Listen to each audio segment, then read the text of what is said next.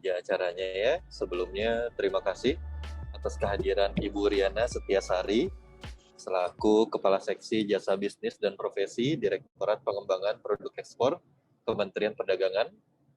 Dan terima kasih juga untuk rekan-rekan UKM yang telah hadir, rekan-rekan desainer, rekan pengajar, profesional, dan mahasiswa yang saya hormati. Webinar kali ini adalah kerjasama antara Designer Dispatch Service 2020 dengan peminatan Designpreneur FIK dan disupport oleh Indonesia Design Development Center, di mana DDR sendiri sedang ada pameran virtual ya Mbak Riana di Virtual Exhibition Trade Expo Indonesia ISBSD. Dan mungkin nanti Mbak Riana boleh ceritain sekapur sirih mengenai DDS dan T. Dan dipersilakan bagi rekan-rekan yang tertarik mengunjungi, mungkin boleh nonton juga virtual exhibition-nya, terutama rekan-rekan UKM yang bisa say hello, ikut support sesama rekan UKM. Dan webinar kali ini temanya adalah kekuatan storytelling dalam mempromosikan sebuah produk kreatif yang akan disampaikan oleh Pak Patra. Pak Patra sudah hadir di antara kita. Terima kasih Pak Patra Aditya. Pak Patra, beliau adalah senior serta kolega saya yang orangnya humoris dan senang bercerita. Dan di Takom sendiri, beliau mengajar tentang transmedia, visual packaging, dan visual storytelling.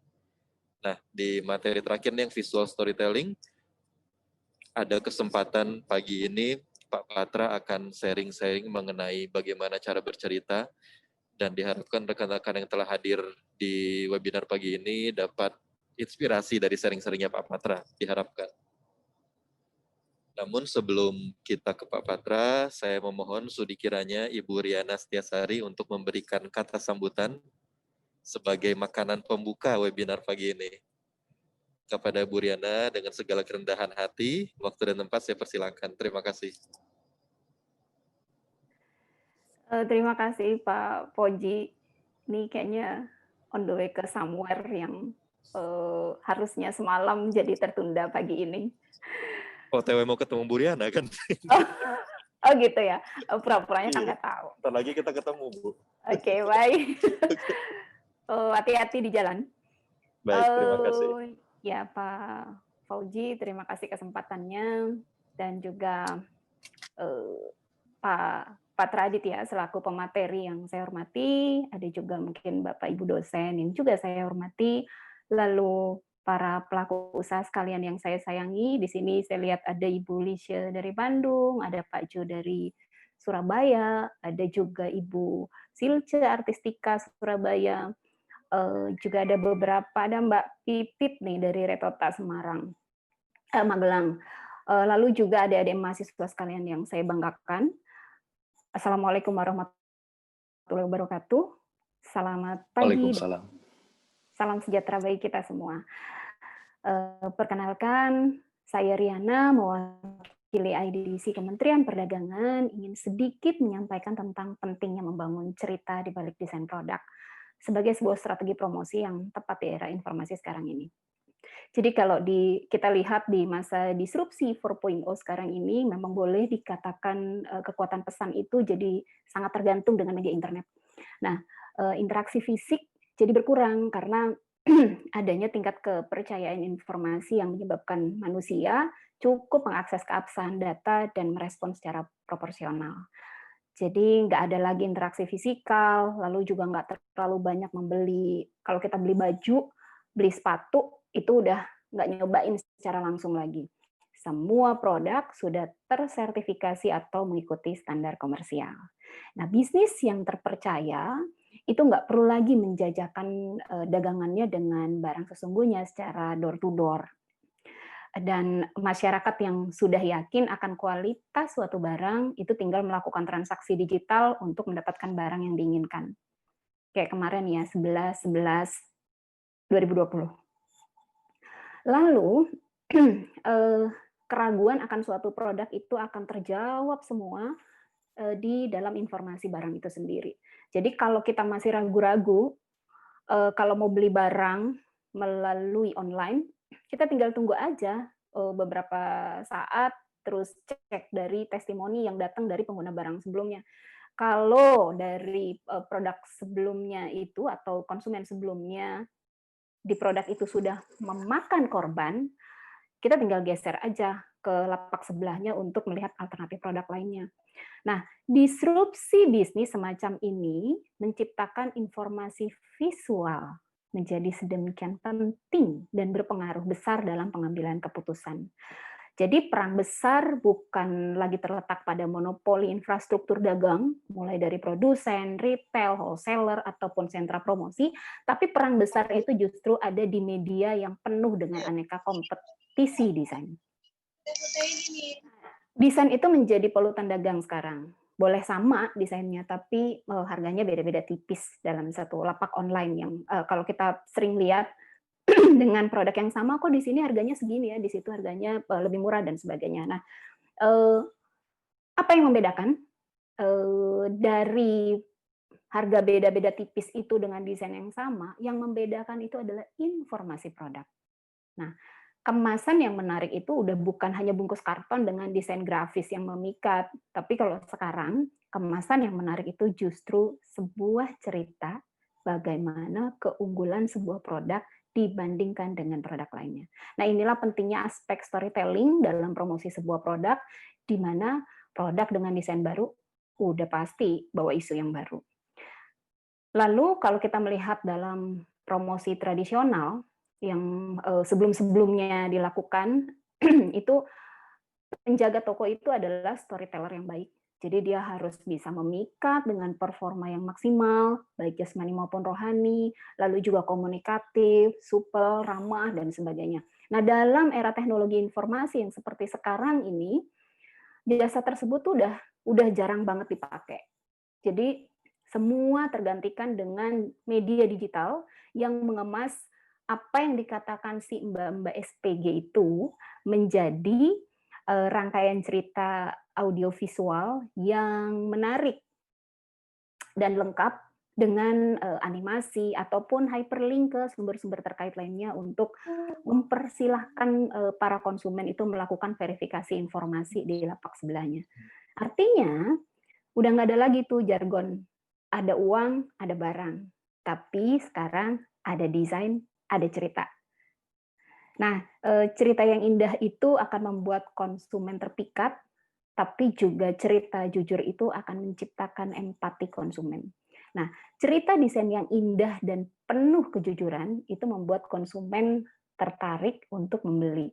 Jadi, menurut saya menciptakan cerita sebuah produk dengan desain yang baru ini menjadi satu seni tersendiri karena harus mampu membawa emosi konsumen untuk hanyut dalam narasi produk yang dijual. Sehingga menurut kami, aspek emosi ini menjadi penting karena hal ini akan menciptakan pengalaman dari imajiner konsumen, sehingga dampaknya secara tidak langsung akan membuat rantai promosi bertambah dan menjadi gratis. Karena jika konsumen itu puas memaknai atau menggunakan produk itu, maka dia akan berbagi dengan orang lain.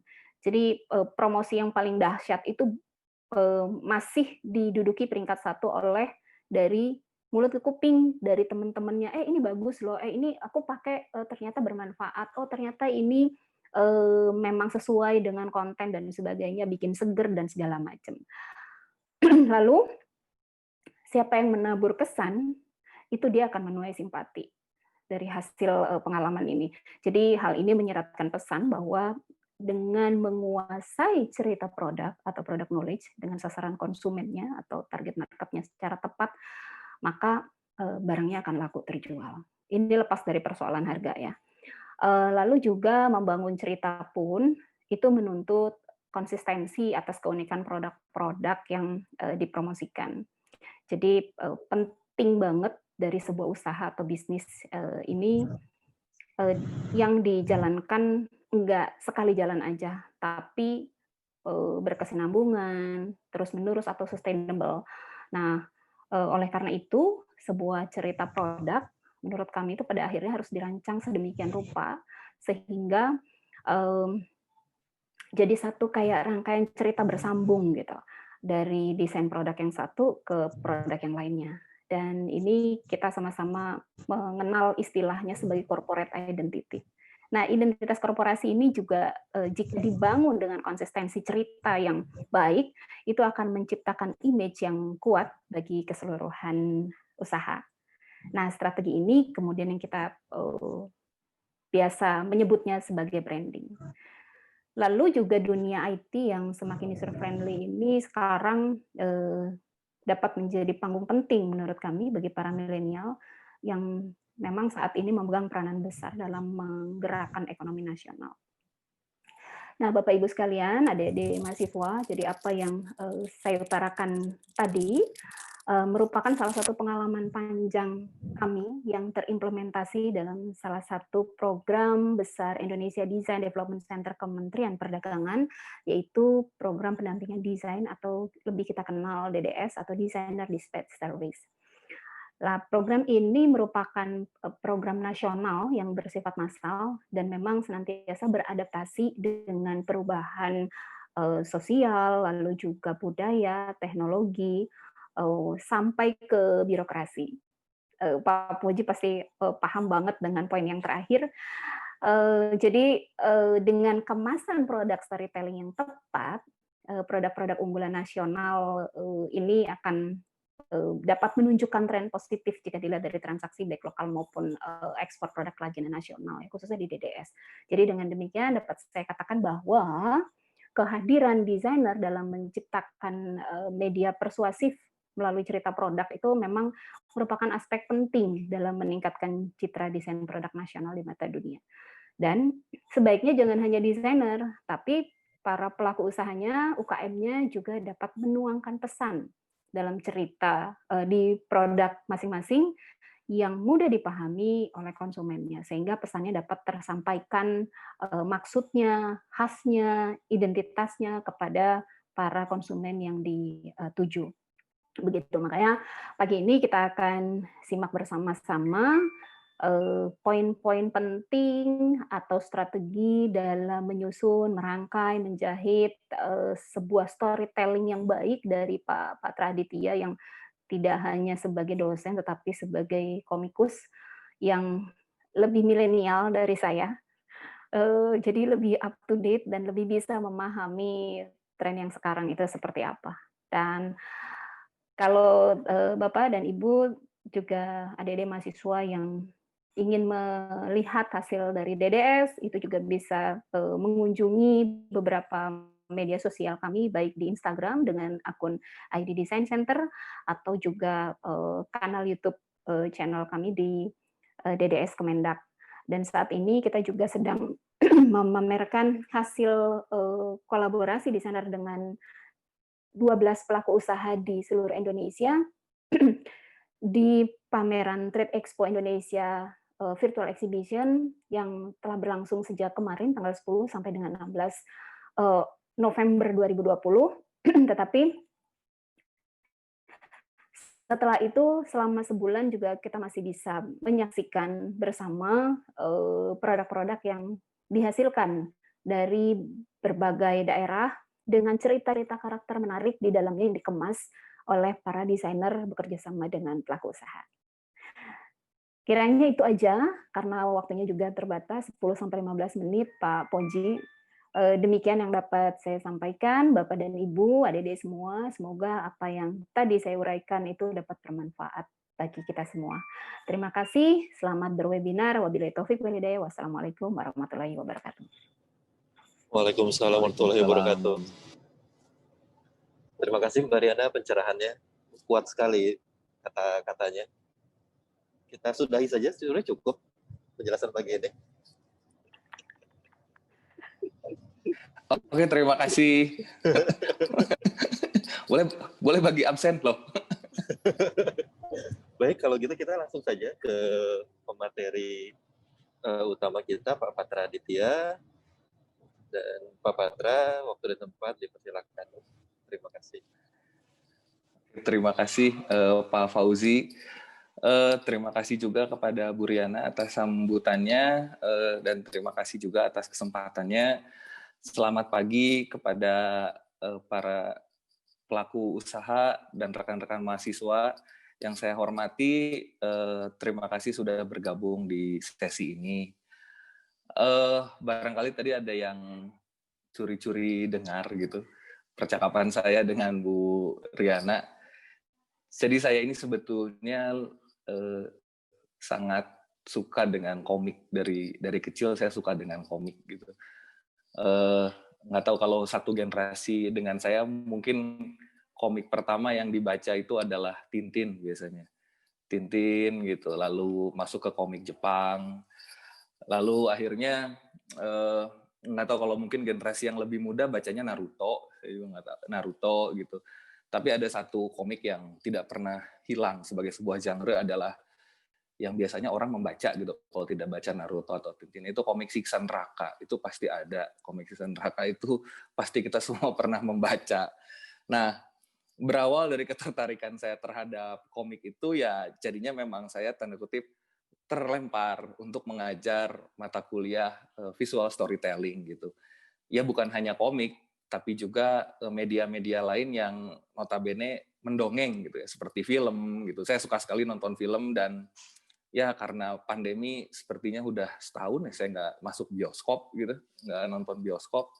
Jadi itu juga cukup merubah kebiasaan saya nonton film, tapi film-film berkualitas sih masih banyak ya di media-media lain. Nah, jadi memang saya suka sekali menonton atau mengapresiasi lah media-media yang berbasiskan cerita gitu. Nah, memang apa ya, lama-lama akhirnya saya juga sadar gitu bahwa cerita itu tidak hanya ada di media-media yang apa ya, yang secara wajib gitu bercerita gitu, misalkan seperti komik, film, animasi atau apapun, itu memang dasarnya bercerita, tapi juga cerita itu muncul di media-media yang apa ya, yang kalau sekarang kan media digital itu udah jadi media sehari-hari ya Bapak Ibu ya. Kayak kita kalau baca Instagram gitu, saya bilang Instagram itu baca ya, karena ngelihat gambar itu kan kita menganalisis gambar gitu. Atau misalkan kita caption gitu, kadang-kadang ada caption apa, postingan yang nggak jelas gambarnya, kita baca captionnya. Atau kadang-kadang kalau saya sih suka lihat meme gitu ya. Suka lihat meme, terus nggak ngerti meme-nya apa sih, saya lihat komentar netizen, oh gini maksudnya. Nah itu kan ada cerita, jadi kadang-kadang gambarnya nggak nyampe dibantu sama teks gitu ya. Atau misalkan ya macam-macam lah, sekarang banyak sekali yang ternyata cerita itu tidak hanya dipakai di media-media tadi yang saya bilang, tidak hanya yang berbasiskan cerita aja, tapi semua itu sekarang apa ya, menawarkan cerita gitu. Lama-lama ya, setelah saya sempat mengajar mata kuliah Vistor, saya selalu berpikir bahwa cerita itu memang adalah bagian dari kita sehari-hari gitu. Saya suka cerita begini sih gitu.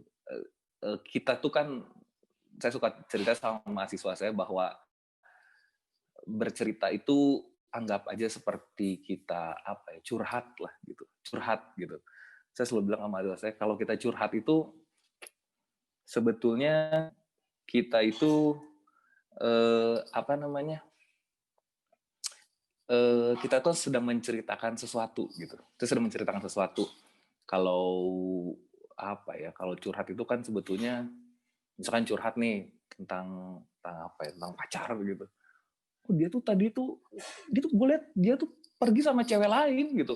Gila tuh, dia nggak ngomong sama gue, parah banget.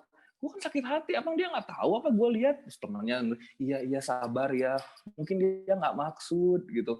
Enggak, pantas gue SMS dia nggak balas, wah sebagainya. Nah, si orang yang bercerita itu, yang dengan bersemangat itu bercerita, berbusa-busa bercerita, itu dia sedang menceritakan sebenarnya sebuah kejadian secara mungkin kronologis dari mulai dia melihat pacarnya masuk kafe sama seorang perempuan, lalu ternyata berduaan dan sebagainya seterusnya. Itu kan kronologis gitu. Kita biasanya senang dengar cerita yang urutannya itu enak gitu, urutannya enak.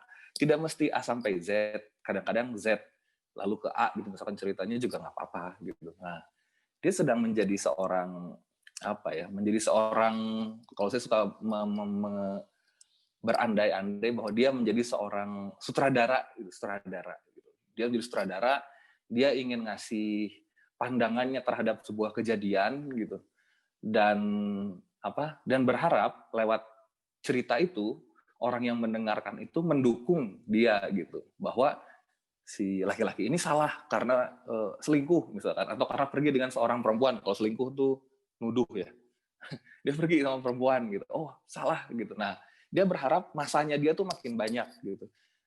Saya kira itu juga yang dilakukan misalkan oleh seorang storyteller gitu, seorang pencerita gitu. Dengan membaca satu komik atau menonton satu film, kita berharap sutradara itu atau penulis cerita atau siapapun itu berharap si penonton itu jatuh hati sama si tokoh dan ceritanya gitu. Kadang tokoh itu nggak selalu baik ya gitu. Ada kalau bahasanya itu protagonis itu tokoh utama gitu, tokoh utama, tapi ya tokoh utama itu tidak melulu mewarisi nilai-nilai yang baik gitu. Karena saya suka komik, misalkan kadang-kadang kalau kita nonton film yang sekarang, kadang-kadang kan ada yang film yang ini aneh juga sih kalimatnya, jagoannya itu penjahatnya gitu, jagoannya itu penjahatnya, gimana sih jagoannya tapi penjahatnya, tapi kurang lebih kayak gitulah. Jadi si tokoh utama itu tidak mewarisi nilai-nilai positif yang umumnya ada di orang-orang tokoh utama yang baik gitu. Biasanya tokoh utamanya itu misalkan jahat dan sebagainya, tapi dengan menonton film itu kita tahu sisi-sisi lain yang ternyata alasan dia untuk jahat itu seperti ini ya, seperti itu ya. Nah, jadi saya kira setiap hari itu kita selalu bercerita, kita punya teman baik, kita punya keluarga, dan macam-macam untuk diceritakan. Dan biasanya kalau kita jadi korban curhat, gitu, kita jadi orang yang dicurhatin, kita tahu gitu bahwa ada orang yang ceritanya itu bagus, dan ceritanya itu nggak rame gitu. Jadinya nggak rame. Semakin bagus ceritanya, semakin kita empati sama si orang itu gitu. Kalau memang dia berusaha mengarahkan supaya mendukung. Tapi kalau ceritanya jelek, kita tidak menikmati ceritanya gitu. Kita tidak menikmati ceritanya. Kita ya udah deh gitu. Nah, bahkan ketika menceritakan satu kejadian aja, kadang-kadang beberapa orang itu ada yang ceritanya rame banget, ada juga yang ceritanya busuk gitu, yang apalah gitu. Nah, kayak gitu. Punten, next. Oh iya, Bapak Ibu, saya minta maaf kalau nanti ada sedikit noise ya. Saya kira itu tantangan kita mengadakan webinar. Kalau ada noise, ada tukang bakso tahu atau apapun, saya minta maaf. Oke, tadi ini saya udah, ini next, aktivitas sehari-hari. Nah, saking sadarnya akan cerita, si fitur bercerita ini, bukan fitur sih, saya bilang kebutuhan bercerita ini diangkat menjadi fitur-fitur yang ada di media sosial. Kalau paling sederhana sih caption gitu. Saya setahu saya Twitter masih musim ya Pak Fauzi ya? Twitter masih musim? Twitter lumayan musim ya? Masih. Musim. Nah, masih. Ya, nah, masih. Katanya musim lagi. Dulu saya main Twitter tahun 2010, sempat itu aktif main Twitter. Itu ada yang namanya kuliah Twitter, itu sampai berposting gitu. Kalau sekarang aktif lagi, saya kira ada lagi gitu. Jadi memang karena fasilitas Twitter yang terbatas dalam menulis sebuah postingan, tapi orang kebutuhan berceritanya banyak gitu, besar gitu, jadinya diposting berkali-kali sampai akhirnya membentuk satu thread gitu ya, satu cerita yang lengkap gitu, jadiin satu thread. Nah, itu juga masih diakomodir oleh Facebook misalkan, atau Instagram gitu, dalam format caption. Tentu masing-masing tuh punya keterbatasannya sendiri. Keterbatasan tuh dari mulai jumlah karakter gitu. Jadi kadang-kadang kalau misalkan menulis terlalu panjang, kalau Instagram tuh harus lanjut ke kolom komen ya gitu. Nah, itu masing-masing fitur tuh punya, masing-masing aplikasi tuh punya ininya lah, aturannya gitu. Nah, ya memang si caption itu banyaknya bercerita ya. Awalnya caption gitu, lama-lama jadi fitur-fitur yang menggunakan kata story malah di ininya di penamaannya gitu, kayak Instagram story gitu, Facebook story, WhatsApp story gitu. Nah, kalau saya sih pengguna Instagram gitu. Jadi saya senang sekali melihat Instagram story gitu salah satunya. Jadi Instagram story itu kan ada durasinya juga ya.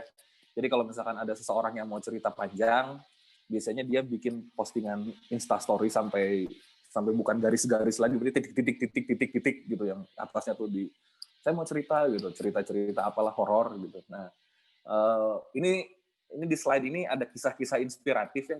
Jujur ini saya ambil secara random aja dari Facebook. Tadinya saya mau ambil kisah horor, tapi kayaknya jangan horor gitu. Jadi saya ambil kisah-kisah inspiratif supaya presentasi ini lebih positif. Nah, jadi fitur-fitur Instagram ini juga menggunakan penamaan story gitu, karena ya itu tadi ada kebutuhan bagi si pengguna untuk selalu bercerita gitu. Dan cerita itu macam-macam sebetulnya, dari mulai yang horor sampai ke mungkin inspiratif, resep makanan atau kejadian sehari-hari gitu. Itu macam-macam sekali gitu. Nah, next. Nah, barangkali saya akan cerita sedikit aja bahwa dari dulu juga bahwa kita itu punya kecenderungan untuk bercerita lewat gambar gitu. Jadi kalau misalkan kita ngedongeng, kalau curhat kan biasanya verbal ya, lewat mulut aja gitu. Kita ngebayang-bayangin, nah, baru lewat sosial media itu gabungan itu mulai jelas gitu. Salah satunya gitu. Kalau dulu kan ada buku bergambar, komik juga menggabungkan antara teks dan gambar, film antara suara, gambar dan teks gitu. Nah, tapi kecenderungan ini sebenarnya sudah dari zaman prasejarah gitu, bahwa ada lukisan-lukisan di gua gitu. Lukisan-lukisan gua yang sebetulnya itu menggambarkan berbagai macam binatang. Di Candi Borobudur juga ada gitu, tentang kegiatan-kegiatan ritual keagamaan. Nah, untuk yang saya pernah baca satu artikel, ini lucu juga ya. Jadi saya kira dulu itu kalau misalkan kita nonton lukisan-lukisan gua itu, saya kira ini berarti binatang buruan ya. Ya, ternyata setelah saya baca artikel itu, ini bukan binatang buruan, tapi adalah binatang yang mereka puja gitu. Misalkan bison itu simbol kekuatan, dan mereka menggambarnya supaya ketika mereka berburu, mereka mendapatkan kekuatan gitu. Dan ini berhubungan dengan mereka itu mau menggambar di sudut-sudut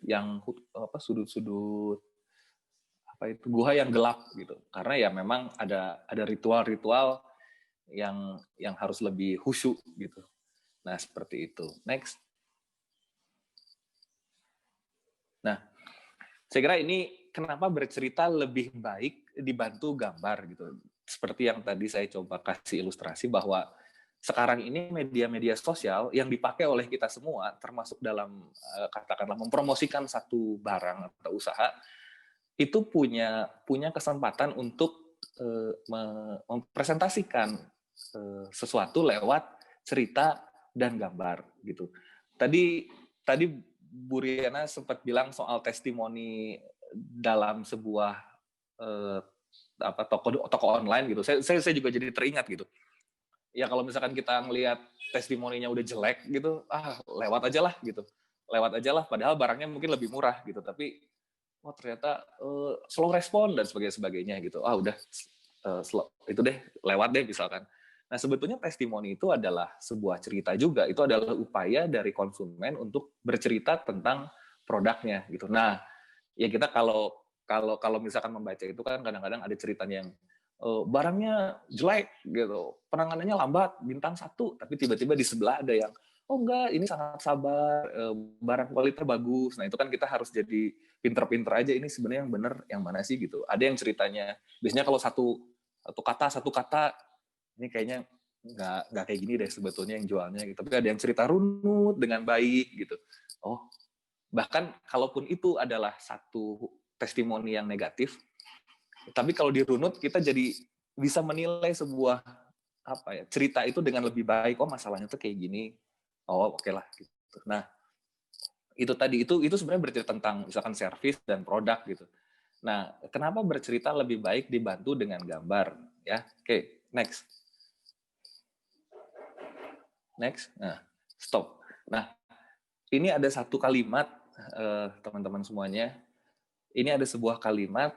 Nah, saya minta coba bayangkan visual gambar dari kalimat ini. Seorang lelaki berdiri di sana, di dahinya tersangkut sebuah kacamata hitam. Wajahnya tidak dapat kulihat dengan jelas, dia memandangku dengan tajam. Nah, ini saya minta teman-teman semua untuk baca ini, lalu bayangkan gambarnya kayak apa. Oke, sebentar. Oke, udah ya. Nah, sekarang saya akan perlihatkan gambarnya. Sesuai nggak dengan yang ada di bayangan teman-teman semuanya? Ya, next. Nah, ini gambarnya. Ini gambarnya. Saya nggak tahu apakah sesuai atau tidak. Barangkali ada yang bisa ngasih jawaban singkat aja, ya atau tidak gitu. Ada? Tidak. Tidak sesuai. Nah, karena memang umumnya memang tidak sesuai. Tapi kalau kita kembalikan ke kalimatnya, salah nggak? Kalau menurut saya sih nggak salah gitu, nggak salah gitu. Tidak salah, kalimatnya tidak salah gitu. Kalimat ini sama gambar ini sebetulnya sama, hanya persepsi kita tentang satu kalimat ini jadi beragam kalau tidak ada gambarnya gitu. Ini terjadi kalau misalkan kita suka sama satu novel gitu, terus tiba-tiba novel itu difilmkan gitu. Kita biasanya kalau penggemar novel itu rada misuh-misuh gitu. Kenapa pemerannya ini gitu? Kok nggak sesuai bayangan saya gitu? Ya kasarnya ya kalau sutradaranya ya maaf gitu. Ya maaf kan saya sutradaranya. Tapi artinya ya kalau bahasa diplomatnya tidak mungkin semua terakomodir, tapi memang setiap orang itu punya visinya masing-masing tentang sebuah kalimat. Makanya si gambar itu mengunci konsep yang terlalu liar gitu, terlalu kemana-mana dari si kata-kata gitu, kalimat. Nah, makanya kalau digabungkan ini bisa jadi satu kombinasi yang menarik. Next. Nah, ini saya kira. Jadi gambar dan kata ini bisa bekerja sama untuk menghasilkan sebuah konsep yang kreatif. Karena secara umum desain itu gambar, gitu, gambar. Tapi ada hal-hal yang tidak bisa diekspresikan hanya lewat gambar saja. Ada yang perlu dibantu oleh tulisan. Sama juga seperti ketika tulisan perlu dibantu oleh sebuah gambar. Nah, saya kira dunia apa ya, dalam memasarkan sebuah produk juga perlu adanya sebuah cerita gitu. Jadi tidak tiba-tiba gambar apa ya. Nanti saya ada contohnya deh. Oke, next. Nah, ini contoh lain. Ini 7 manfaat jus wortel gitu. Jadi kami ambil random aja gitu. 7 manfaat jus wortel gitu. Jadi wortel ini mengurangi ini, meredakan asam lambung, bermanfaat untuk laksatif, menjaga kesehatan jantung, dan membuat kulit bercahaya. Nah, sejujurnya ini terinspirasi bahwa kami punya seorang teman gitu ya.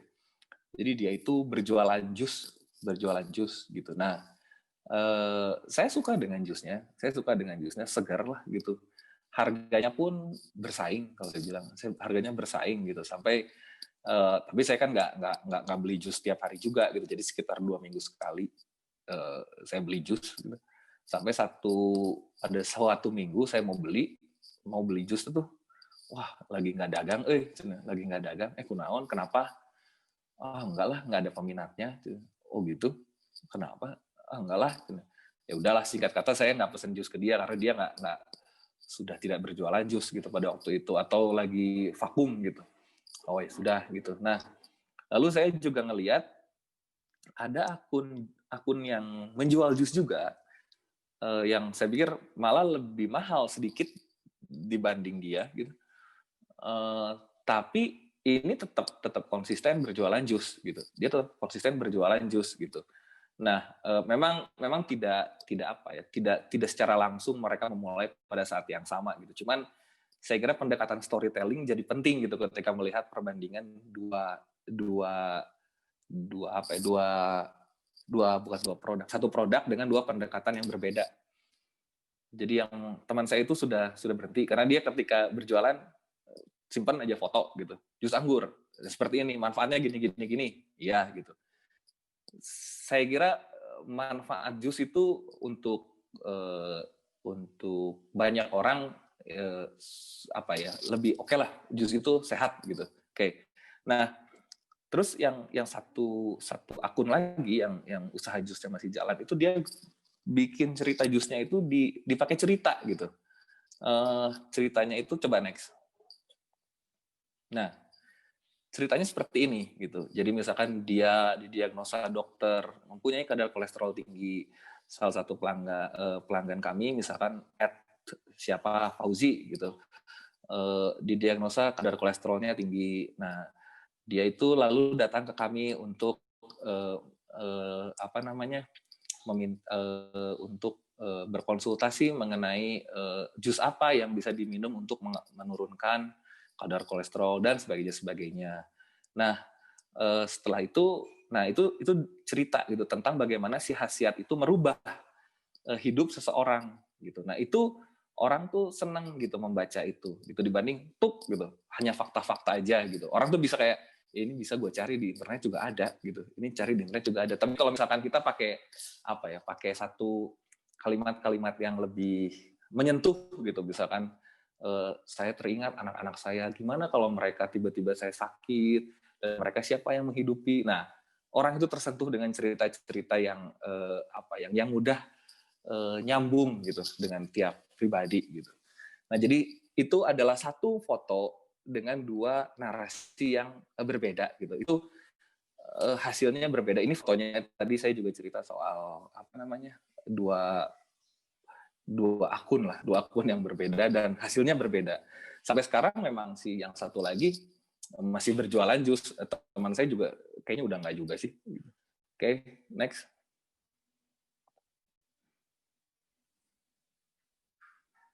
Nah, ini dalam bercerita itu setidaknya ada dua hal yang harus ada dalam cerita, yaitu dalam sebuah storytelling. Yang pertama itu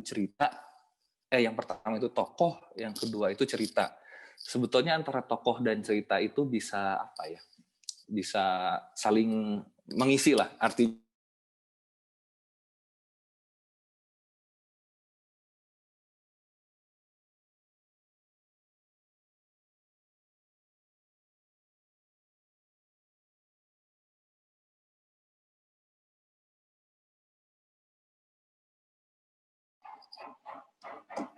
aduh punten. Maaf, Set. Ini. Ada kedengaran? Terdengar, Pak. Kedengar? Oke, sorry. Aman. Terlempar. Oke. Jadi ada dalam storytelling itu ada dua aspek setidaknya, yaitu tokoh dan cerita. Itu tadi kalau kita kembalikan ke storytelling adalah curhat gitu.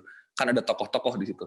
Ada tokoh-tokoh gitu, ada tokoh yang diceritakan si A, si B, bagaimana si tokoh si A, si B itu saling berinteraksi gitu. Terus si tokoh-tokoh itu, karakter-karakter itu ada dalam sebuah cerita, gitu, ada sebuah cerita. Bahkan kalau saya sebetulnya suka dengan komik itu karena kadang-kadang saya pengen jadi satu tokoh di komik itu gitu. Wah, saya pengen jadi Naruto gitu, karena Naruto teh keren gitu. Dan kenapa kita bisa suka dengan si Naruto itu? Kadang-kadang itu karena ceritanya menarik gitu. Karena ceritanya menarik gitu. Ceritanya menarik dan Dan dalam sebuah cerita itu kita bisa relate dengan cerita itu. Misalkan kalau komik-komik Jepang yang saya baca itu biasanya selalu bercerita tentang bagaimana perjuangan seorang remaja dari from zero to hero. Nah, cerita-cerita tentang kepahlawanan itu selalu menarik sih, selalu menarik kayak gitu. Nah, dalam promosi sebuah produk itu juga penting itu untuk ada sebuah tokoh, dan tokoh ini masuk ke dalam sebuah cerita atau narasi yang besar. Nah, saya akan silakan next. Nah, ini adalah contoh-contoh bagaimana sebuah storytelling dimunculkan dalam sebuah brand atau produk gitu. Enggak. Next, first. Ya. Nah, ini ada 5060 by Machine 56. Nah, ini jadi Machine 56 ini salah sebetulnya, harusnya tahun 2002.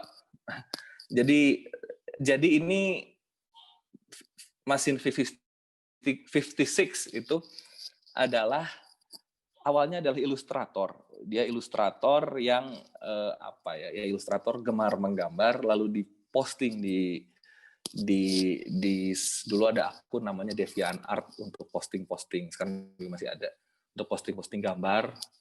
Nah, dia posting, lalu responnya itu positif gitu, responnya banyak yang merespon, dan ini lebih organik sebetulnya prosesnya. Wah, banyak yang merespon dan banyak yang suka dengan gambar saya gitu. Nah, dia melihat peluang bahwa gambar-gambarnya dia yang berupa tokoh-tokoh ciptaan dia itu banyak diminati gitu. Lalu dia melihat peluang itu dengan ya udah deh, saya coba buat merchandising gitu. Merchandisingnya dia buat itu awalnya adalah kaos, pokoknya hal-hal yang praktis aja dulu gitu. Tahun 2004 itu sebetulnya yang 5060 itu adalah lini bajunya dia gitu. Dia mulai bikin kaos-kaos yang praktis-praktis, dan katanya waktu gambarnya itu tiba-tiba di feature di DeviantArt, tiba-tiba inbox-nya itu sehari ada 6.000 dan semua tuh minta barang atau ayo dong bikin merchandise-nya. Wah, ini lumayan nih gitu. Itu lumayan nih. Jadi akhirnya dia lalu bikin dan itu sold out. Sampai sekarang dia masih aktif membuat berbagai macam merchandise baju. Next. Nah, ini apa ya? Ini adalah baju atau aparel dari Machine 56 yang diproduksi dalam kurun waktu sekitar 3 tahun terakhir gitu. Ini ada di websitenya, mangga kalau mau dilihat. Nah, dia itu punya karakteristik yang techwear gitu atau futuristik. Nah, ini untuk para penggemarnya itu memberikan, jadi si cerita itu tidak hanya tadi saya bilang ada cerita tuh ada gambarnya. Dari gambar juga bisa membuat cerita. Nah, si cerita-cerita ini dari pemilihan tipografi, pemilihan motifnya gitu, itu membuat kesan yang futuristik. Nah, ini untuk para penikmatnya ini jadi satu karakter yang spesifik gitu. Nah, lalu dari sini juga muncul muncul media-media lain. Salah satu yang selain baju ada juga seperti figur, baseball bat dan helm. Helm ini sebetulnya kalau ketika saya pertama kali tahu helm motor, helm buat naik motor. Oh, bukan. Nah, coba next. Nah, ini yang saya maksud dengan helm gitu. Helm itu dia buat satu helm yang collectible gitu. Ini bisa kita bisa melihat gitu, kita bisa melihat dari dalam helm ini helmnya bisa dipakai, dan bisa jelas gitu. Cuman ini lumayan premium karena dia memang menargetkan audiensnya premium. Ini harganya cukup mahal, jadi biasanya levelnya ini untuk dikoleksi gitu, tidak dipakai kecuali dalam ajang-ajang seperti acara-acara komik dan sebagainya gitu. Jadi lebih banyak orang tuh mengkoleksi si helm ini. Ini bisa dipakai, cuman ya itu tadi tidak enak, dan mengingat harganya yang cukup premium, saya sih tidak menganjurkan untuk dipakai naik motor sebetulnya. Sayang. Oke, next. Nah, si Machine 56 ini pemotretan dalam pemotretan produk-produknya, dia selalu menggabungkan beberapa produknya. Jadi ada helm yang dipakaikan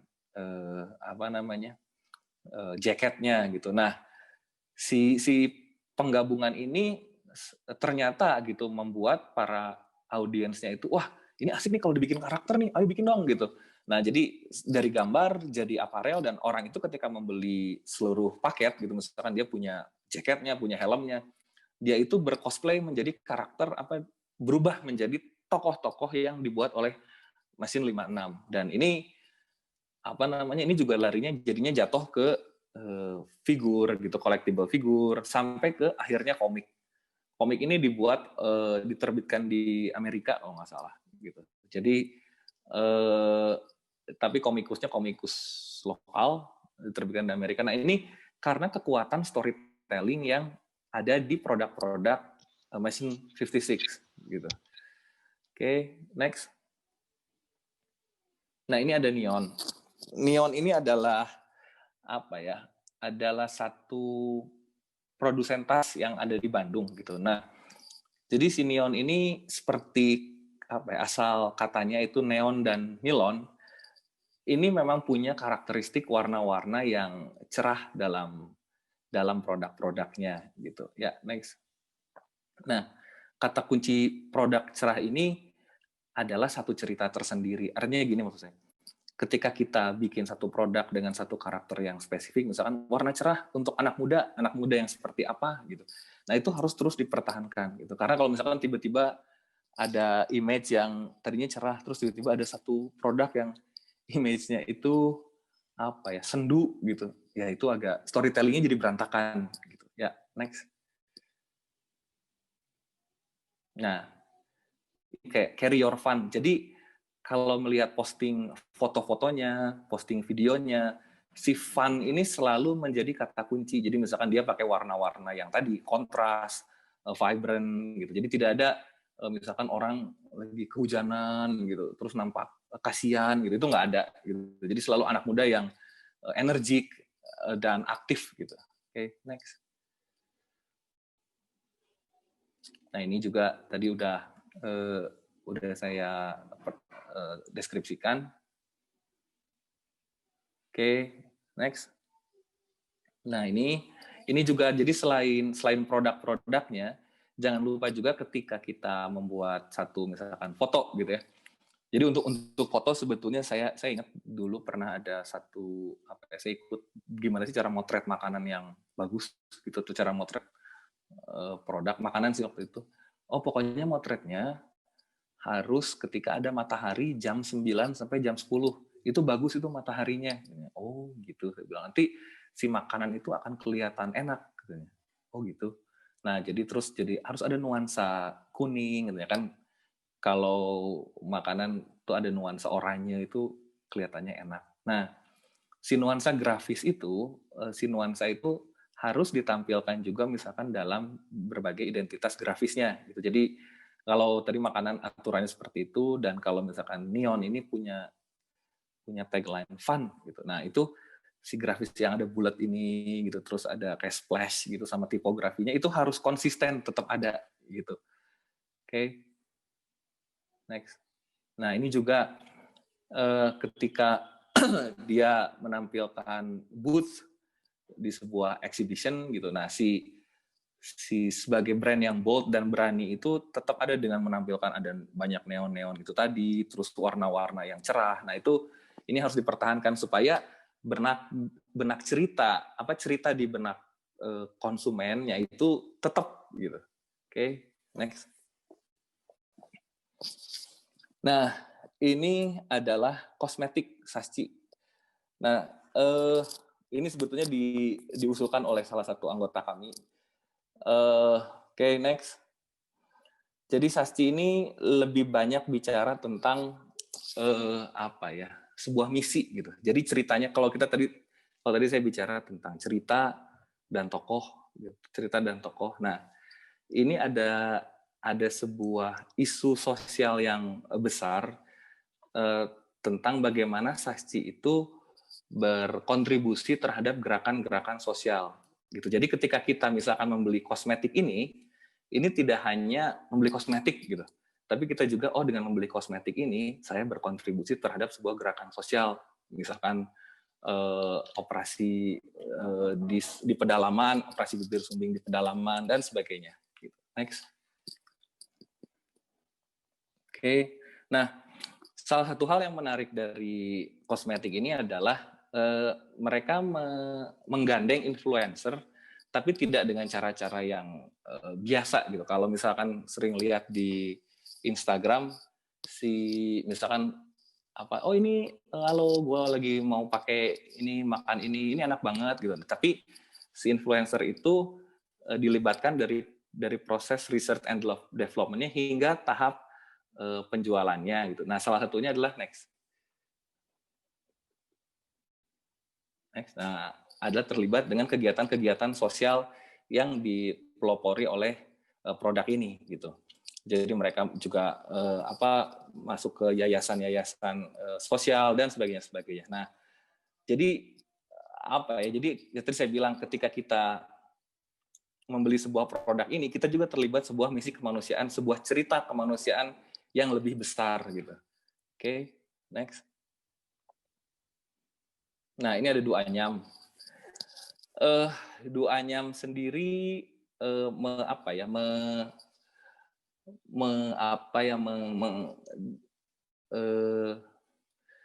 bekerja erat dengan wanita-wanita yang ada di Nusa Tenggara. Oke, next. Nah, ini kalau di websitenya Duanyam, kalau kami lihat itu ada misalkan masalah-masalah yang sering terjadi di wanita-wanita di NTT ini. Misalkan salah satunya adalah kurangnya penghasilan karena mereka harus berladang dan sebagainya, dan banyaknya misalkan yang kesejahteraannya di bawah rata-rata. Nah, si Duanyam ini merangkul wanita-wanita itu untuk membuat produk-produk kerajinan dari Duanyam itu. Nah, jadi ketika kita membeli produk Duanyam, kita tahu ceritanya. Kita lebih tahu ceritanya dibanding produk-produknya gitu. Jadi si wanita-wanita ini ketika ada solusinya, ketika sudah terlibat proyek dengan Duanyam, yaitu pendapatannya naik sampai 40%, anak-anak juga bisa bersekolah lagi sambil mereka itu bisa sambil berladang gitu. Oke, next.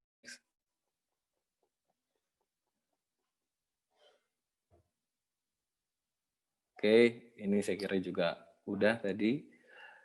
Nah, next. Nah, jadi itu tadi bahwa dampak apa yang sudah dihasilkan kepada masyarakat melalui Duanyam itu lebih penting dibanding produk itu sendiri. Kayak gitu. Jadi cerita-cerita seperti ini harus harus diangkat. Misalkan teman-teman semuanya ada di sebuah daerah gitu, dan misalkan menggunakan bahan baku yang daerah lokal tersebut. Nah, itu bisa diangkat ceritanya untuk lebih supaya para audiens itu lebih aware dengan isu-isu yang ada di daerah tertentu. Oke, next.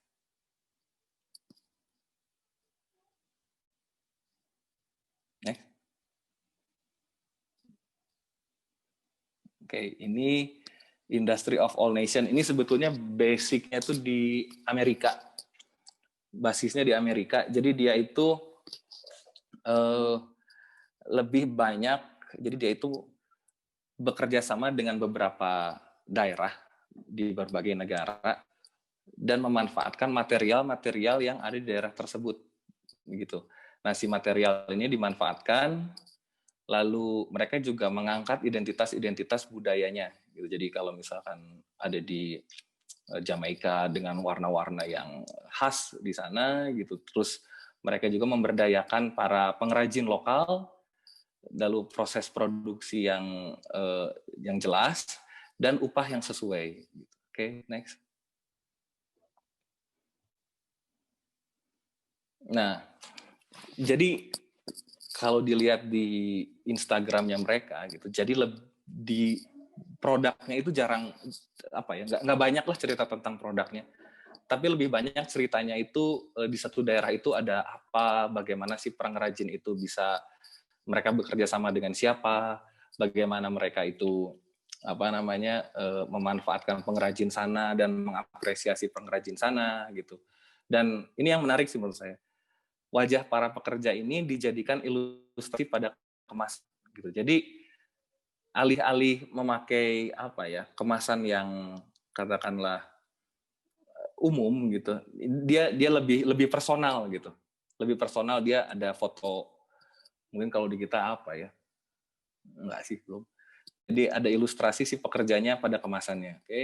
Lebih menekankan apa yang dikerjakan lebih daripada apa yang dibuat gitu. Nah, ini feed Instagramnya, mereka lebih banyak bercerita tentang orang-orang di tempat mereka bekerja sama gitu. Nah, ini juga jadi penting ya teman-teman semuanya, bahwa foto-foto yang dramatis, foto-foto yang bagus itu bisa berbicara banyak gitu. Oke, next. Oke, ini tadi saya udah cerita. Oke, next. Nah, jadi walaupun ini harganya mahal, sampai belum jutaan, tapi si audiens itu, pembeli itu tidak dalam kesadaran membeli sebuah produk, misalkan sebuah kardigan harganya 3 juta. Tapi ada dalam kesadaran bahwa saya adalah terlibat dalam sebuah cerita. Saya adalah tokoh dalam sebuah cerita yang lebih besar itu, dan saya berpartisipasi dalam sebuah cerita yang inspiratif, cerita yang sosial gitu. Oke, next. Nah, ini barangkali satu penutup aja, bahwa storytelling itu dalam sebuah produk itu bisa menempatkan konsumen menjadi bagian dalam sebuah cerita, di mana konsumen itu menjadi seorang tokoh di dalamnya, di mana kalau misalkan tadi saya bilang ada sebuah kegiatan amal yang besar, maka saya adalah tokoh dalam cerita itu. Nah, barangkali itu akhir dari presentasi saya. Terima kasih, semoga ada manfaatnya. Turun nuhun. Baik, terima kasih Pak Patra atas pemaparannya. Tadi saya menangkap ada beberapa poin menarik mengenai bagaimana sebetulnya cerita yang kita tampilkan di sebuah produk itu bahkan lebih penting daripada produk itu sendiri, dan dampaknya bisa besar terhadap penjualan atau terhadap branding perusahaan kita. Mungkin contohnya tadi yang Industry of Nation, di mana Pak Patra memperlihatkan ternyata jarang ya ngeliatin produk di IG Feeds-nya, malah lebih sering ngeliatin cerita cara membuatnya, siapa yang terlibat, dan itu yang dijual, tanda kutip yang dijual oleh si pemilik usahanya, sehingga produknya itu menjadi relevansi nomor kedua. Relevansi yang pertama adalah, saya berkontribusi atas isu sosial. Seperti yang Neon juga, yang diangkat adalah kata kuncinya fun. Dan story-nya harus fun. Itu berlaku tokoh-tokoh yang dihadirkan, warna-warna, hingga sampai ke display toko, dan artikel-artikel produk yang dipilih harus selalu fun, karena tokohnya adalah fun. Dan ketika kita lihat di sini, storytelling bisa mengundang influencer dengan cara yang tidak umum. Kalau misal umumnya, tadi benar kata Pak Patra, menarik contohnya. Halo guys, saya pagi ini memakai produk ini, recommended banget, itu kan standar. Tapi dengan cerita, dibawanya para influencer itu adalah, yuk ke sebuah panti, ikut berkontribusi, mengajarkan atau memberi sesuatu, dan itulah yang di-shoot. Karena itu yang mau diangkat, cerita itulah yang mau diangkat, berkontribusi dengan isu sosial. Baik, terima kasih Pak Patra pemaparannya. Mungkin kita sekarang masuk langsung ke sesi diskusi. Apakah di antara rekan-rekan ada yang ingin didiskusikan dengan Pak Patra? Langsung saja kami persilakan. Terima kasih.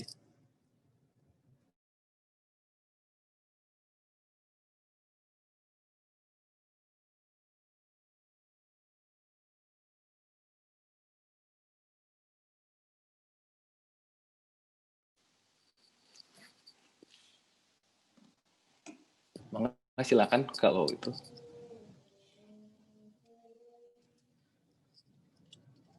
Kalau belum ada, saya yang tanya dulu deh Pak Patra, boleh nggak? Boleh. Nah, ini gimana nih Pak Patra? Kan tadi menarik, contohnya ada yang barang apparel, ada yang makanan, minuman, ada yang sampai produk fashion, segala macam. Kira-kira kalau misalnya dari rekan-rekan UKM, udah ada yang punya barangnya, produknya, gimana sih cara mencari inspirasi buat memumbuhkan cerita kepada produk? Gimana cara kita mencari inspirasi itu? Oke, cara cari inspirasi ya. Kalau udah kedengeran ya. Kalau saya sebetulnya kalau cari inspirasi itu ya tadi seperti yang tadi ya. Cara paling gampang cari inspirasi itu adalah dari lingkungan yang terdekat menurut saya. Cara tergampang cari inspirasi itu adalah lingkungan yang terdekat, karena ya kalau saya kadang-kadang suka mikir kita suka ngelihat yang jauh, padahal yang terdekat itu banyak sekali yang bisa dieksplor. Misal apa ya? Misal kita membuat satu, atau gini deh, saya bikin satu komik ceritanya tentang apa ya, tentang robot misalkan, tentang robot masa depan gitu. Itu rada jauh ya. Sementara yang orang itu bisa lebih mudah relate adalah tentang cerita kehidupan sehari-hari gitu. Ya, orang bisa relate itu tentang cerita kehidupan sehari-hari, bukan tentang robot masa depan yang fantasi gitu. Nah, cerita sehari-hari kan sebenarnya adalah yang kita tuh paling tahu kan. Kita misalkan saya pernah baca satu komik tentang pasangan PNS gitu. Pasutri PNS gitu. Ketika kita baca komik itu ya kita langsung terbayang konsep PNS gitu. Nah, itu menurut saya adalah contoh bagus di mana si inspirasi itu ternyata didapat dari kehidupan sehari-hari. Nah, kayak gitu. Jadi kalau saya explore isu-isu yang ada di lingkungan sekitar kita, misalkan apa ya? Misalkan ada satu isu tertentu gitu di lingkungan, nah itu bisa diangkat ke dalam produk. Misalnya kita memberdayakan lingkungan sekitar, lalu si produknya itu, kalau Anda membeli produk ini, berarti lingkungan sekitar saya itu terbantu dengan adanya banyak anak-anak yang bersekolah kembali. Nah, kayak gitu-gitu sih. Kalau menurut saya, mulai dari yang terdekat dulu. Gitu. Baik, berarti kita cari dulu aja inspirasi yang ada di sekitar kita, karena Mas Patra itu yang paling kita kuasai, yang paling kita pahami ya. Iya. Iya, baik. Terima kasih. Dan riset ya, riset. Iya, baik, riset ya. Ini ada pertanyaan dari Ibu, maaf Ibu. Saya agak kesulitan nih pakai HP. Oke, Bu Lisya.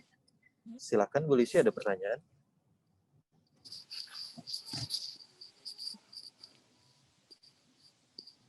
Boleh langsung saja Bu, di open mic.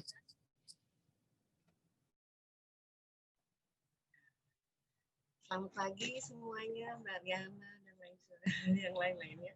Saya mau bertanya nih Pak. Produk lampion LNG apa yang saya berada di showroom nih. Saya ada di offline. Nah kebetulan saya produknya lampion.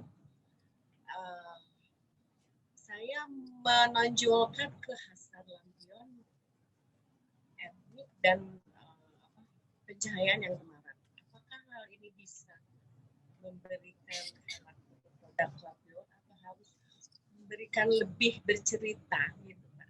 Terima kasih. Untuk ya, punten punten Bu, rada patah-patah tadi teh saya. Ibu Lisya di Bandung ya Bu ya? Ya betul Pak, saya di Bandung. Di Bandung. Di mana Bu? Oh, saya di Bandung. Ya, betul Pak. Jalan Duduk Batu nih Pak. Kebetulan saya punya offline di sini. Oh, Duduk Batu. Ya, Jalan Duduk Batu. Oh gitu. Iya Pak. Oke. Punten Bu, kalau saya nggak salah dengar ya tadi agak patah-patah. Ibu teh punya keunggulan apa tadi teh? Karakter apa Bu? Apa Popoji? Punten saya tadi. Patah-patah juga sebetulnya. Kekhasan gitu Pak. Kekhasan lampion saya itu lebih etnik dan pencahayaannya lebih temaram.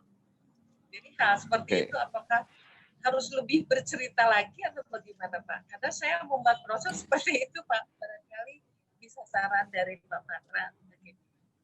Oh, oke, atur nuhun Ibu. Oke, saya coba jawab ya, Bu. Nah, kalau menurut saya lebih etnik dan lebih temaram, kalau harus nggak ditambahin storytelling? Kalau menurut saya harus Bu, harus. Karena misalkan etnik itu kan sebuah apa ya Bu ya, luas ya definisi etniknya tuh ya. Etnik itu kan definisi yang luas. Nah, Ibu bisa fokus Bu. Punten upami Ibu orang Sunda Bu. Mohon Pak, Sunda. orang Sunda Pak. Oh mohon, abdi Sunda Bu. Punten, maaf ya teman-teman. Jadi misalkan kita yang nggak ngerti nanti Pak.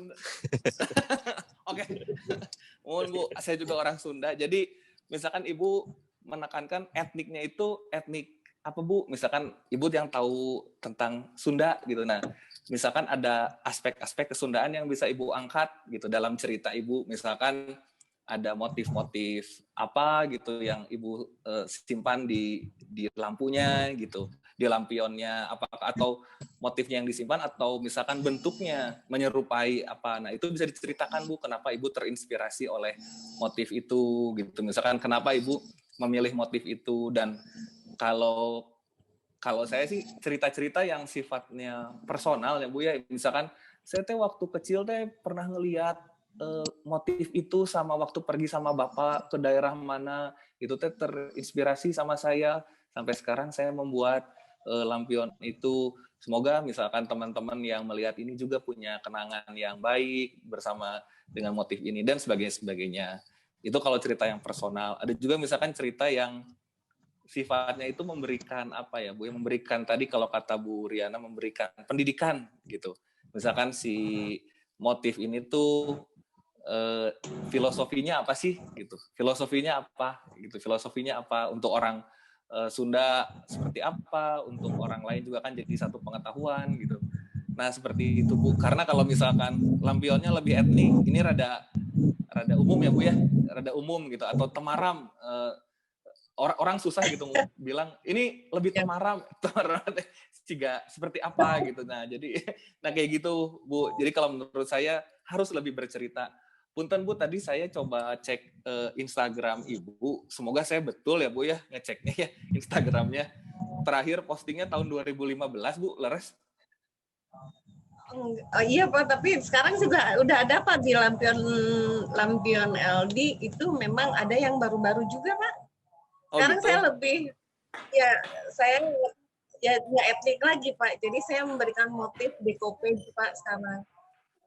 Nah, saya juga bisa membaca materinya, Pak. Jadi memang ada yang betul-betul mereka itu perlunya yang los gitu. Tapi sekarang saya lebih memberanikan diri untuk memberikan tes motifnya itu, Pak.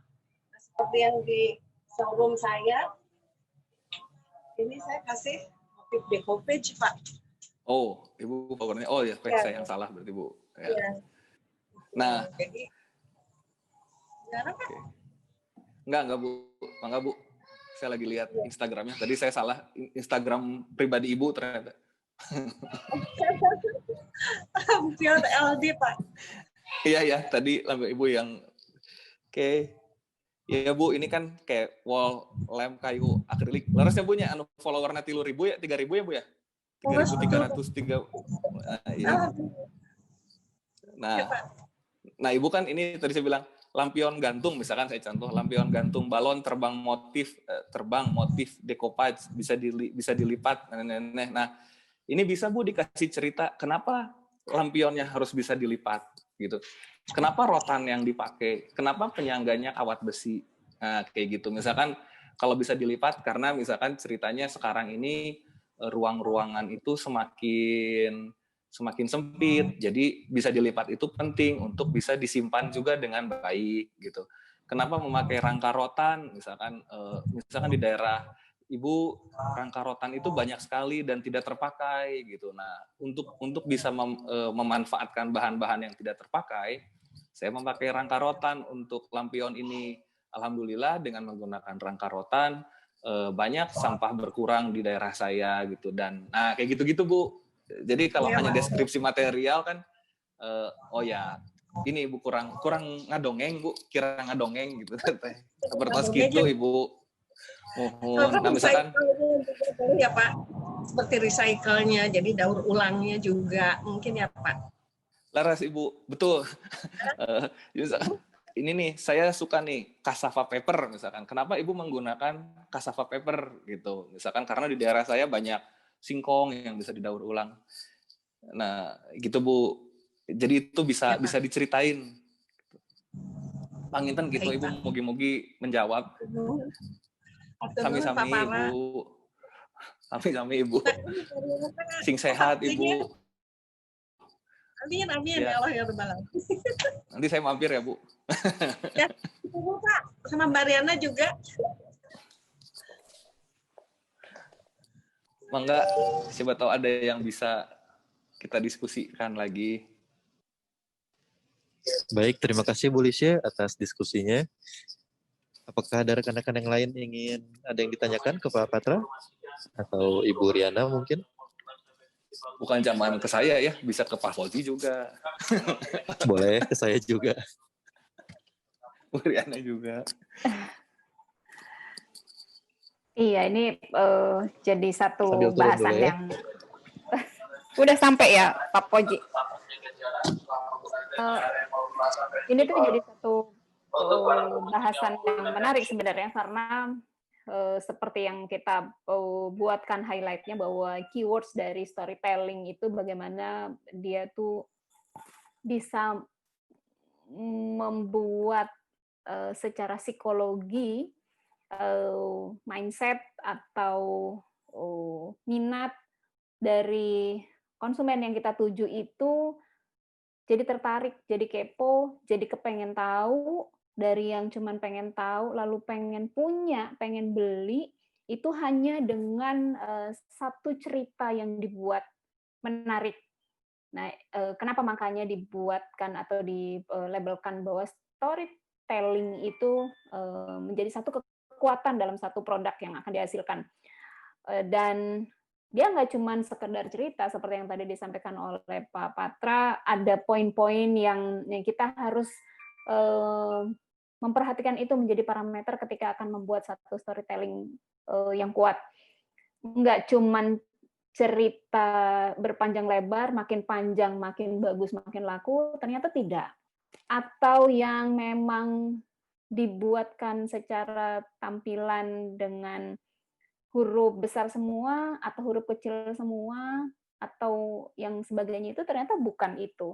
Jadi kadang-kadang kalau saya perhatikan apalagi kita mainnya sudah era digital, secara visual yang kita harus ambil supaya eye catching-nya dapat, tidak hanya storytelling produk di informasi apapun, seperti misalnya Ibu Lisya tadi sampaikan ada akun Instagram beliau yang followernya tuh udah banyak banget, tapi gimana caranya bisa membuat itu menjadi orang kepo, mungkin judulnya agak-agak fenomenal sedikit gitu ya, yang bisa membuat orang yang melihat tuh tergelitik untuk apaan tuh gitu, terus kok bisa ya kayak begitu gitu. Jadi ada hal-hal yang memang butuh penyesuaian ketika kita menggunakan digital dan menarik minat secara visual, gimana caranya mendapat perhatian di antara produk-produk sejenis. Jadi kalau lampu, pasti semua juga udah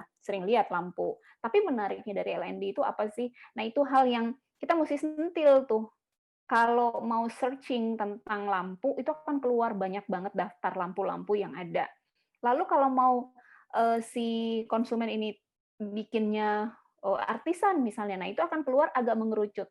Atau by material misalnya yang berbahan baku kertas, itu juga akan keluar lebih mengerucut lagi. Nah, ketika sudah kekunci dengan itu bisa dilakukan dengan title dari storytelling itu yang emang bikin kepo. Kadang-kadang keponya kepo ngeselin malah. Orang dalamnya apa, ceritanya apa, judulnya apa gitu.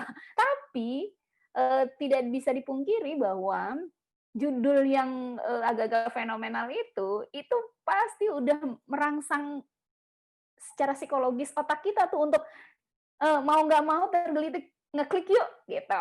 Nah, gimana caranya dalam hitungan di bawah 10 detik visual dari konsumen ini bisa belok, yang tadinya dia tuh mau nyari yang mana, terus gimana supaya nyangkutnya di kita.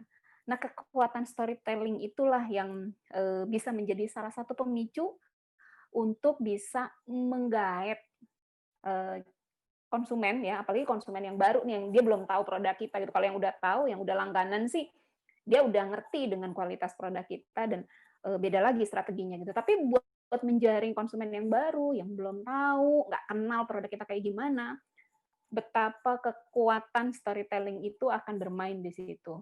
Kan juga apa ya, si para kulit tinta itu juga bagaimana kekuatan kalimat itu lebih tajam dari pedang, karena memang ketika kita menyebutkan sesuatu dengan uraian yang singkat, padat, jelas, itu akan menjadi satu senjata buat produk kita, gimana caranya bisa mendapatkan perhatian dari konsumen yang baru. Gitu sih. Nah, poin-poinnya apa tadi juga udah disampaikan Pak Patra, harus seperti apa, juga bagaimana gambar mendukung dari cerita ilustrasi yang dibuat, supaya persepsi para konsumen itu juga nggak kemana-mana dengan dibilang wajah cantik. Nah, kalau nggak pakai gambar nih cantiknya nih cantik pada masanya apa cantik sekarang nih, kita nggak tahu. Jadi dukungan dari ilustrasi gambar itu juga ada peran tersendiri ketika storytelling itu dituangkan gitu. Tapi kalau di produk, bagaimana kita menjual, kekuatan kalimat, dan itu bisa dipelajari, salah satunya adalah dengan banyak literasi, banyak literatur, banyak kepo untuk mendapatkan informasi offline dan online. Kalau kita banyak baca, kita akan menemukan kata-kata up to date, kata-kata yang menjadi trending topik, kata-kata yang digemari oleh masa zaman sekarang ini.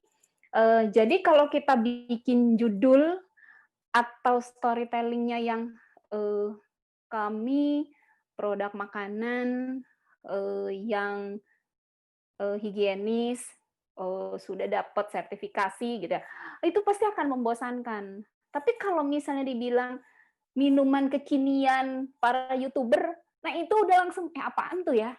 Nah itu hal-hal yang kita bisa lebih jeli untuk menyikapi karakter konsumen dan bermain dengan kata-kata. Salah satunya kita bisa lakukan dengan kepo dan terjun dalam dunia milenial.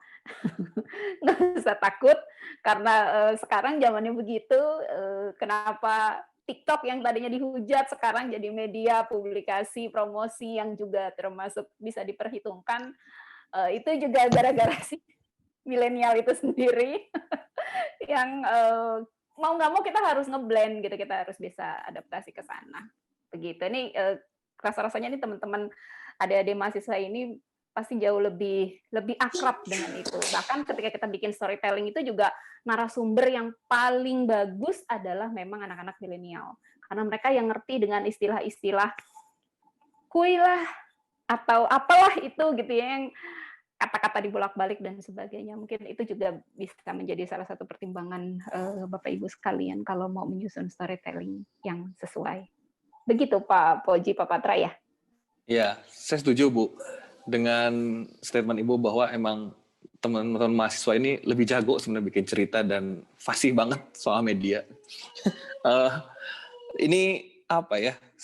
Ini soal tadi kan Ibu Riana bilang ada apa ya, harus ada clickbait mungkin ya Bu ya, clickbait gitu kata dia.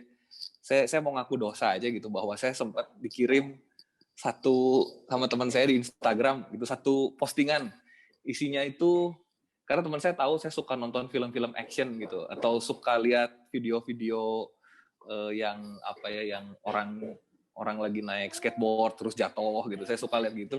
Dia ngirim satu video apa ya, balon meledak di ulang tahun Jessica Iskandar gitu.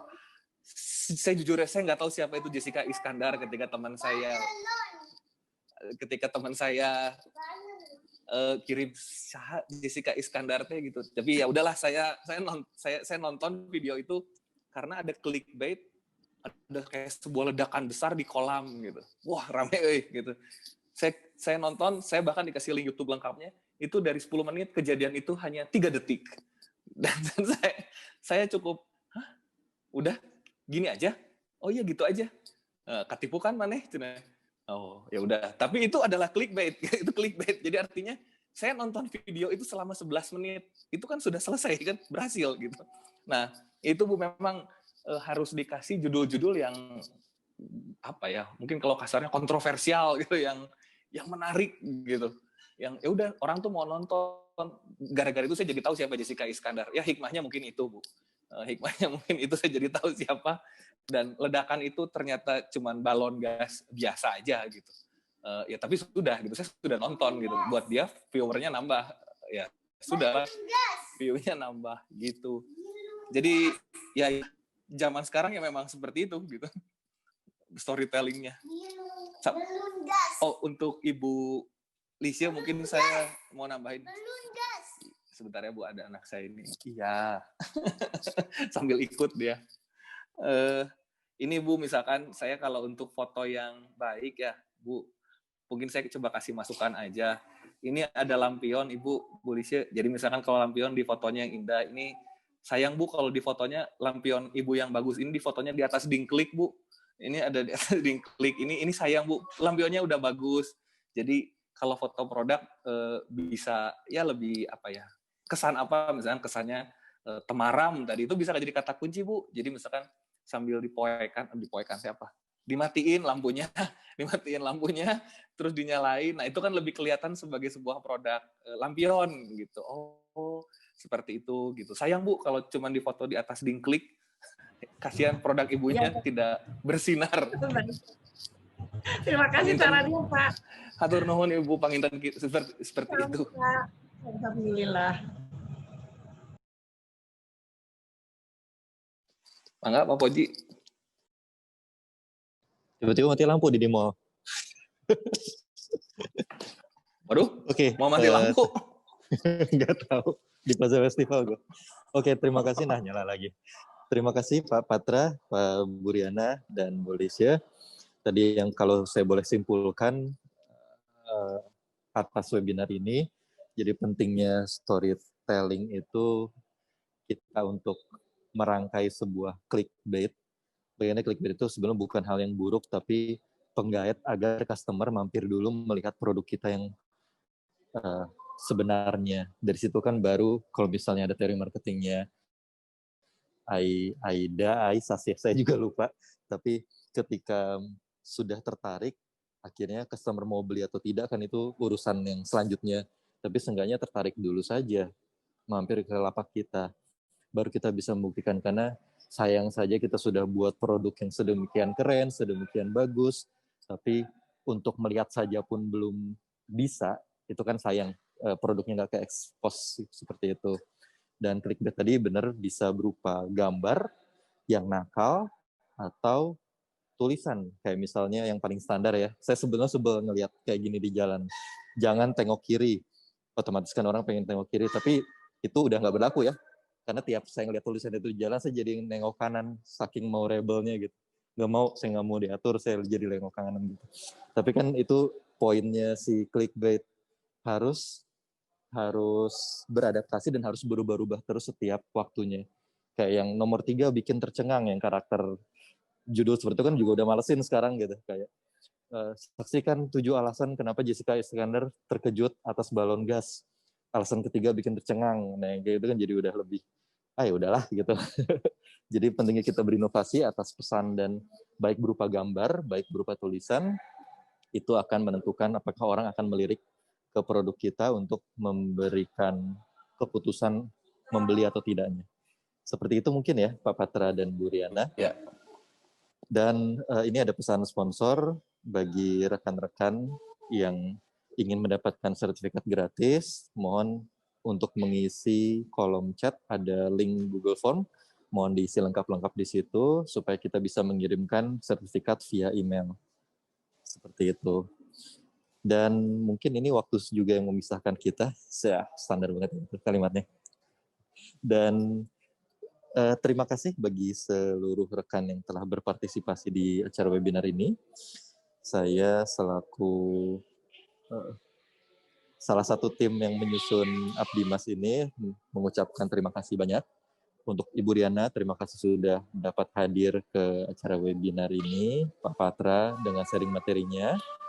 Terima kasih. Dan rekan-rekan UKM yang telah bertanya dan berpartisipasi. Kita akan bertemu lagi di kesempatan berikutnya yang akan lebih seru lagi. Dinantikan saja webinar selanjutnya. Terima kasih semuanya. Salam sukses, sehat selalu bagi rekan-rekan. Selamat siang. Terima kasih. Turnuhun Sadayana. Sehat-sehat. Terima kasih. Sehat-sehat. Selamat siang. Bapak Bu Riana, nanti kalau ada rahasia lagi disimpan dulu ya. Salam buat Pak Profesor. Iya Bu, salamin. Saya pamit. Hatur nuhun semuanya. Sukses semua selalu. pamit ya. Iya, jangan lupa mengisi Sehat-sehat. serta Makasih Pak, makasih Bu, formnya ya. makasih. Iya, Pak Jo.